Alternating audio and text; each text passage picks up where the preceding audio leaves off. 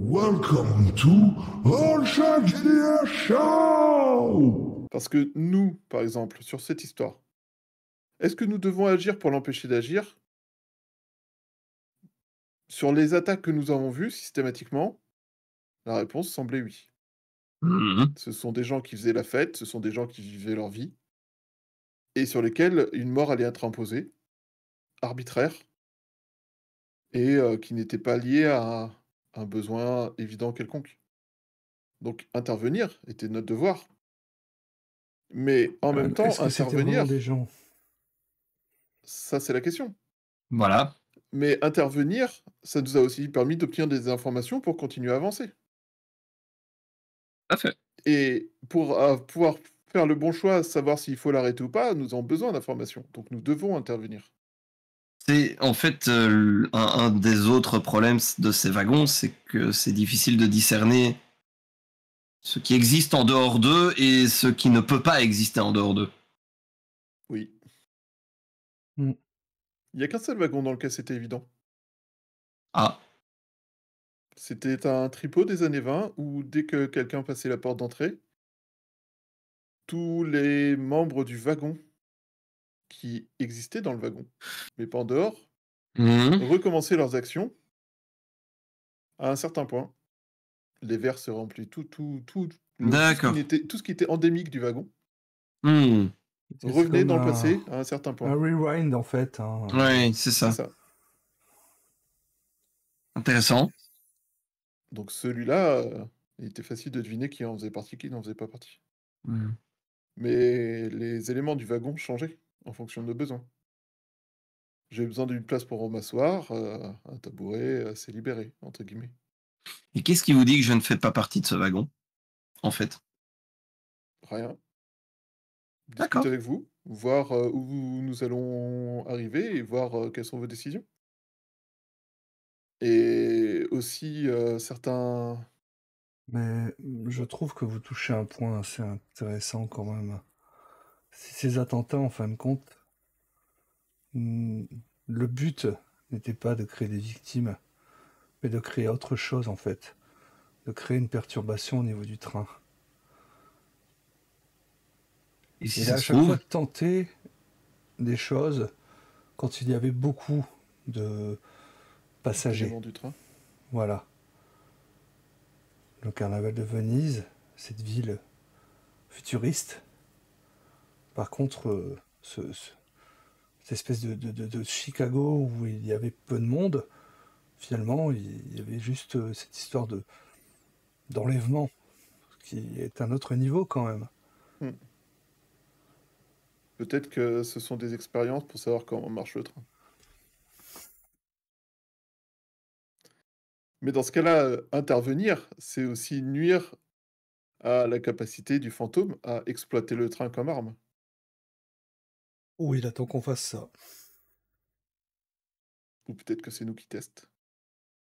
Mais ça serait un peu égocentrique. Il y a toute une religion qui est basée sur le fait que le monde a été créé pour ses pratiquants. seulement une? Plusieurs.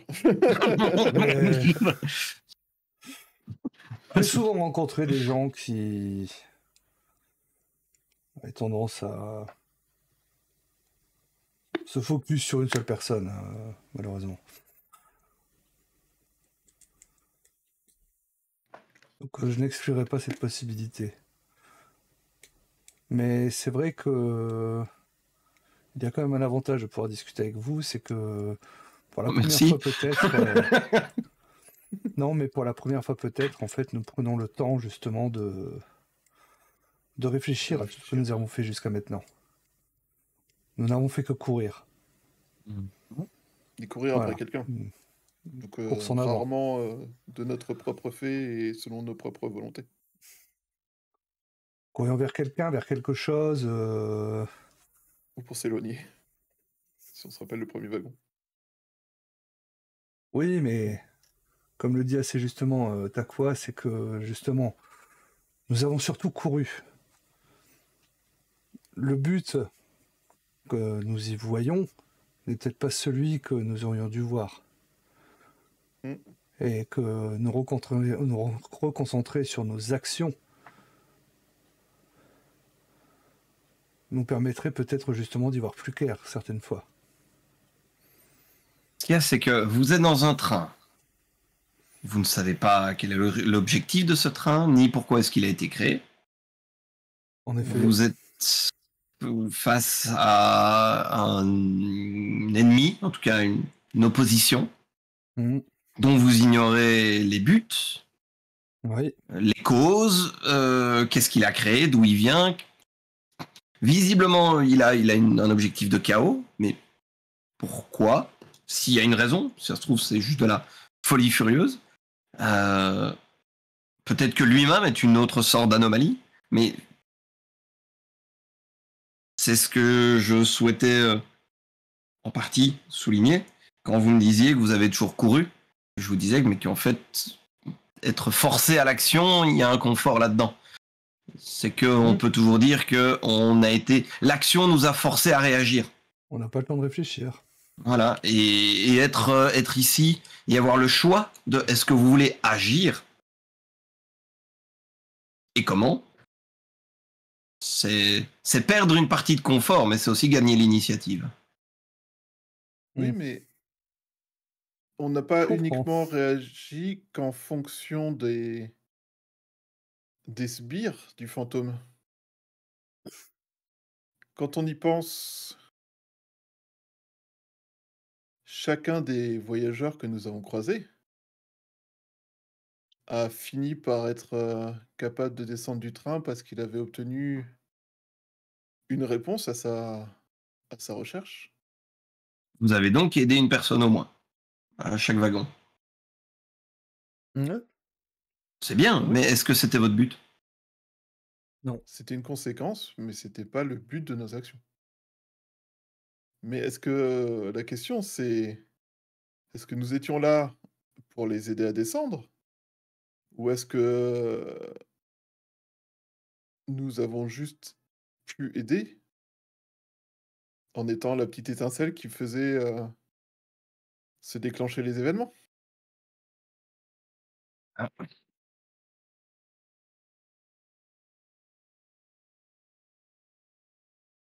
Et vous autres, pourquoi vous êtes dans le train? Vraie question. J'ai remarqué un gars qui était en train de suivre des sbires du fantôme. Donc je me suis dit que je me suis dit qu'il risquait d'être en danger, donc je l'ai suivi. Ah. D'ailleurs, à ce sujet, c'est une bonne question. Pourquoi est-ce que tu étais sur ce quai ce jour-là? Parce que tu m'as vu les suivre. Moi, j'étais là parce que j'avais entendu parler du train, que ce train me rendait curieux, et c'est pas pour rien que j'ai les poches pleines de cartes mémoire pour pouvoir prendre des photos de ce train et avoir un maximum d'informations. Mais aussi, j'ai appris que les sbires du fantôme allaient monter à bord de ce train. Donc j'étais là pour eux, mais ce jour-là, tu m'as suivi parce que tu m'as vu les suivre. Mais tu étais là pourquoi sur ce quai? Tu avais déjà entendu parler du train avant ou pas? J'aime l'atmosphère des gares.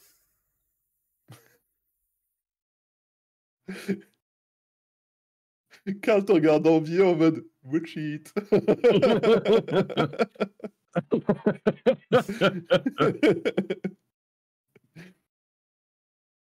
Regardez les gens aller et venir, certains se prendre dans les bras, d'autres pleurer de se séparer. C'est chargé en émotions une gare. C'est des émotions que tu recherches? Pas forcément, non.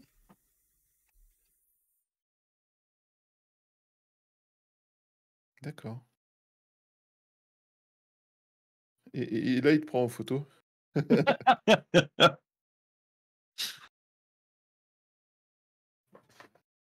Et vous, t'as quoi? Comment êtes-vous montés à bord de ce train? Et pourquoi? Parce que vous parlez régulièrement du calme, de réfléchir et de prédestiner? De prédestination? Je suis plus sûr de comment on dit. Bref. Mais vous, pourquoi vous êtes monté à bord de ce train? Est-ce que vous vous rappelez être monté à bord de ce train? Êtes-vous une personne qui est montée à bord de ce train avec un objectif? Non. C'était des questions plus ouvertes que ça, je crois. Ah, mais Il y avait 4 questions, en fait. Alors, est-ce que je me souviens être monté dans ce train? Non. Mhm.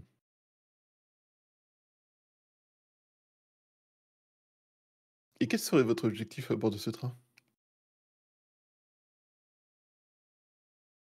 Boire le thé. Boire le thé. Certains pourraient dire vous rencontrer. Je comprends. J'en serais flatté également.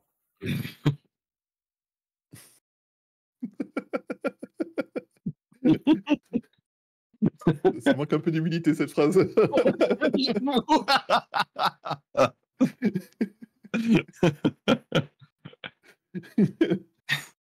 Mais d'accord, ok, je comprends. Oui, en effet, c'est. Honnêtement, est-ce que vous avez croisé souvent des gens qui étaient générés par des wagons, qui étaient capables de vous le dire? Ou de s'en rendre compte? Non. On n'a jamais eu l'occasion de poser la question. Mais pour tous ceux avec qui on a pu un tant soit peu échanger, en fin de compte, ils sont plus d'être dans un rôle. C'est pour ça qu'on a parlé un peu de PNJ de jeux vidéo, en fait. D'accord. Voilà. Il y a ce cuisinier. Il y a ce vendeur dans sa boutique.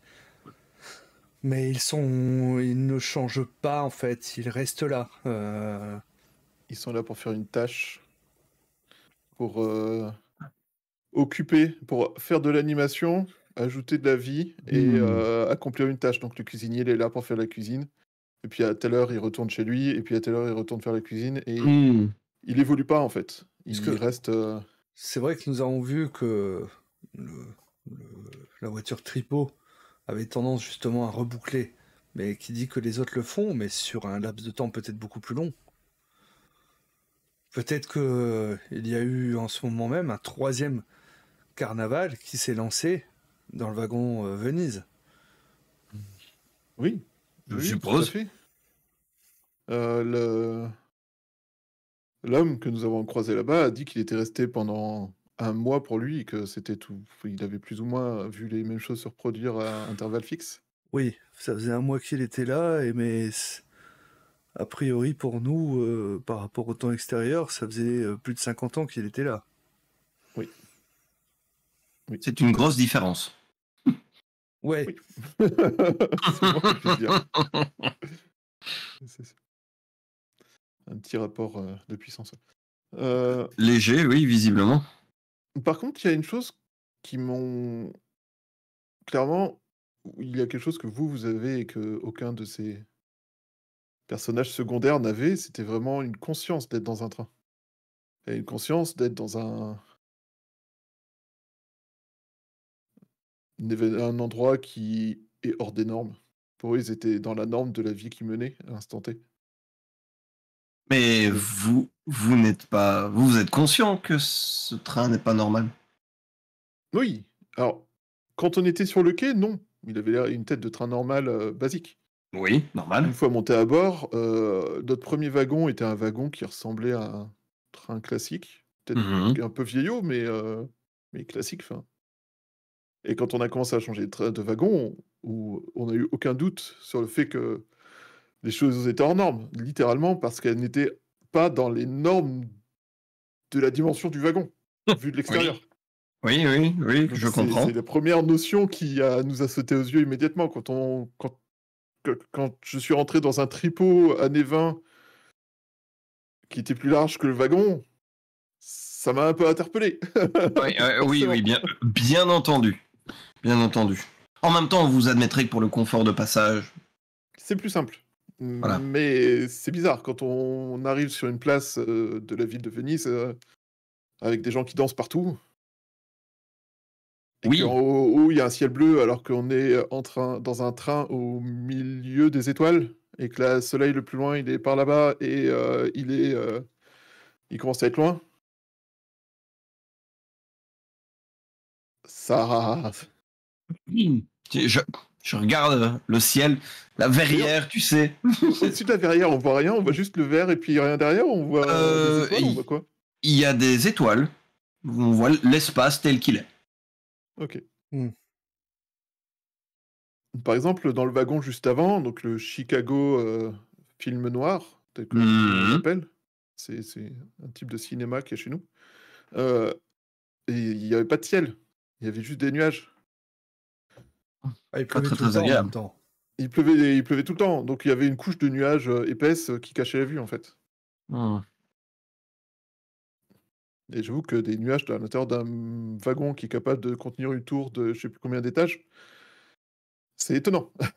Oui, non, je comprends que ce soit déstabilisant Donc, dans un train. Côté hors norme, on l'a régulièrement à chaque wagon qu'on croise. Par exemple, cette serre, Oui.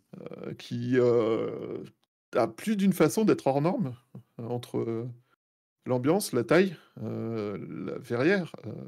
Elle est moins grande que vous ne l'imaginez. Certainement, et puis sans parler de tous ce décor. Après, je sais pas depuis combien de temps vous êtes là. Ça se trouve, vous avez l'impression d'être là depuis une demi-heure, et en réalité, ça fait 600 ans. J'aurais du mal à vous répondre, très honnêtement. Je n'ai pas de montre sur moi. C'est dommage de voir dans l'avenir et de ne pas avoir de temps. De notion du temps. En même temps, vous voyez le temps comme étant linéaire, Bah ouais. qui s'écoule comme de l'eau s'écoulerait dans une paille. Bah ouais, j'ai ma montre, hein, voilà. L'aiguille avance. Ben, c'est souvent dans notre réalité, les effets sont précédés de causes et pas l'inverse, et c'est assez linéaire dans ce chemin-là. Bien sûr. Mais si maintenant vous prenez du temps qui s'écoule dans une paille, Oui, comme de l'eau, hein, d'accord. que Oui. vous saisissez cette paille, l'eau est dans la paille partout à la fois.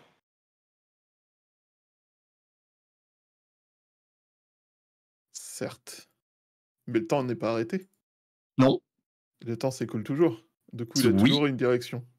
Oui, mais ce que nous, observateurs qui sommes dans le flux, percevons comme étant avant, pendant, après, passé, présent, futur, en fait, existe en même temps, au même moment.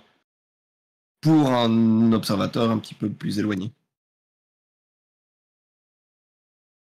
C'est quantique. C'est bien étrange. Comment vous faites pour différencier, du coup, ce que vous voyez? C'est compliqué.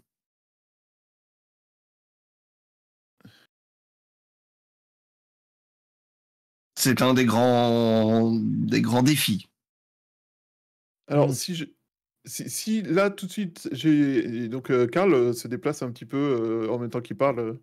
Il a repris un cookie au passage. Hein. Voilà, ça faisait longtemps. Il a sa tasse dans une main, un cookie dans l'autre, et il marche un peu. Donc là, si je prends une décision là maintenant, vous voyez la conséquence de cette décision, en même temps que vous me voyez prendre la décision, en même temps que vous me voyez faire les choses d'avant d'avoir pris ma décision?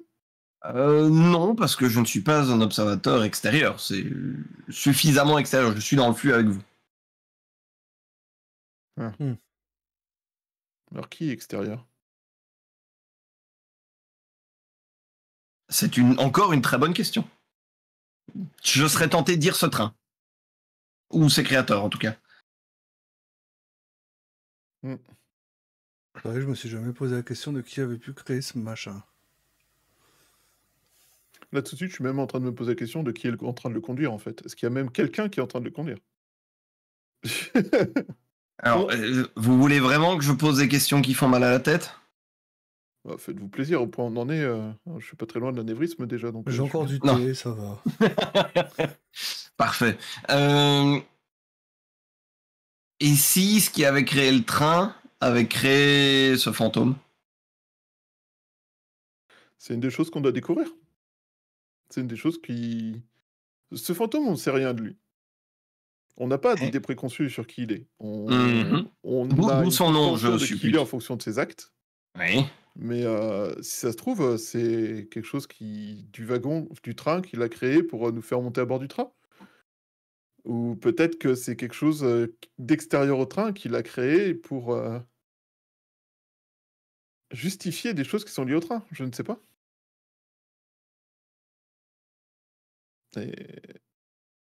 Et quand on y... ça me fait penser à une œuvre de fiction que... J'adore un commentaire, pardon. Oui, Karl reprend un cookie. Et ça se trouve, si on y réfléchit,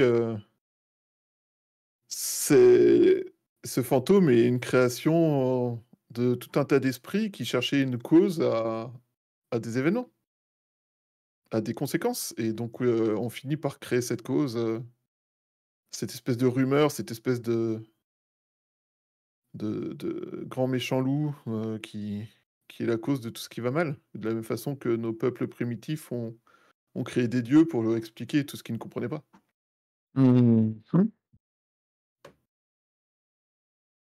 Mais c'est intéressant en tout cas de se poser la question. Tout à fait. Ou que Et toutes de les savoir. causes, à moins que toutes les causes avaient le seul but, en fin de compte, qu'on soit ici maintenant. Et pour faire quoi? Pourquoi avez-vous créé le fantôme? Vous nous avez dit que vous nous attendiez. Du coup, ça se trouve, c'est vous qui avez créé le fantôme pour que nous, on soit là à cet instant précis, comme le dit Max. C'est pousser les choses un peu loin. Peu un raccourci, mais... Un tout petit peu, quoi. Oui, je pense que tu vas un peu loin quand même, Karl. Alors c'est marrant, je pensais pas, Maximilien, que vous diriez ça à Karl. Je pensais l'entendre, mais très bien. Oh, Maximilien est souvent un rappel à la logique. Ah, et qu'est-ce que la logique vous souffle alors? Moi, elle me souffle de faire une expérience. Et je te lance un cookie. Je te lance mon cookie. Pour voir si tu réagis avant que je lance. Oh Oh mon Dieu. C'est toi qui arrête pas de parler de voir le futur. Hein. Moi, du coup, ça me rend curieux.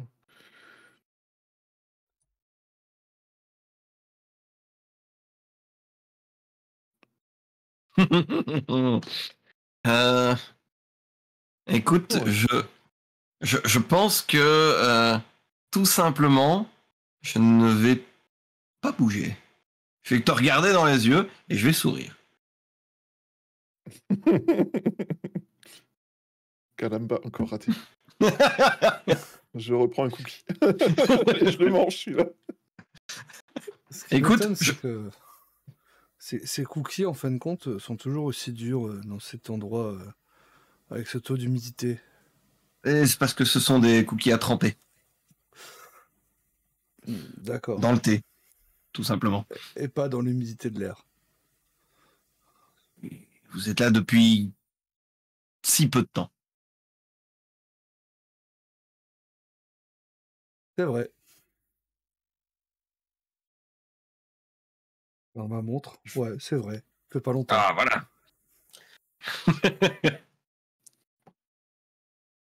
Cela vous dérangerait-il qu'on marche en parlant? Je serais vraiment curieux de voir le reste de ce bâtiment, j'allais dire. De cette voiture. Je vous en prie, allons-y. Je n'ai pas de problème à me dégourdir les jambes. Mais vous avez pas peur des conséquences? Vous êtes avec moi. Je suis certain que vous m'en protégerez. On fera ce qu'on peut. Après tout, c'est ce que vous semblez faire, non? Avec les autres personnes. Est-ce que nous les protégeons des conséquences ou est-ce que nous les emmenons vers une conséquence? Une bonne question. Probablement différentes.